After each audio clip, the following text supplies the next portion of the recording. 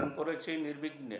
শনিবার সকালে রাজধানীর আশকোনা হজ অফিসে হজ কার্যক্রম ২০২৬-এর সর্বশেষ পরিস্থিতি জানাতে এই সংবাদ সম্মেলনের আয়োজন করে Hajj agencies association of Bangladesh hub.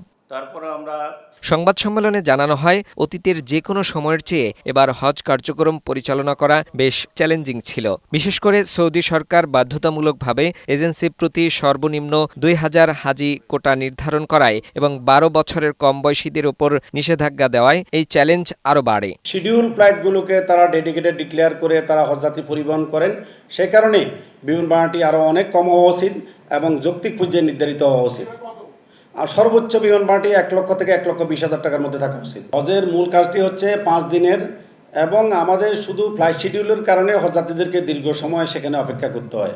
আমরা বরাবরই দাবি করে আসছি এই প্যাকেজের সময়সীমাটি কোনোভাবে ১ মাসের বেশি হওয়া উচিত নয়। এটি অনেক দিক থেকে আমাদের জন্য সমস্যা।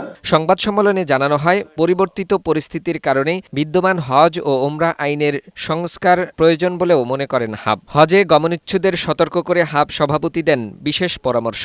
হাজিগুলো আসে মধ্যস্বত্বভোগীদের মাধ্যমে, তো তারা এমন এক হাজির থেকে তারা ৫০,০০০, ৬০,০০০, ১ লাখ টাকা আগে পকেটে নিয়ে বাকি টাকাটা আমাদেরকে দেয়। এইটার জন্য হজের প্যাকেজটা বেড়ে যায়।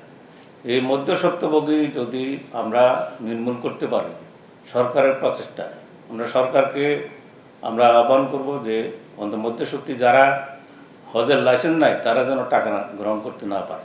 এদিকে হজ অফিসের পরিচালক জানিয়েছেন, হজযাত্রীদের সুবিধার্থে বিমান ভাড়া কমানোর উদ্যোগ নিয়েছে সরকার।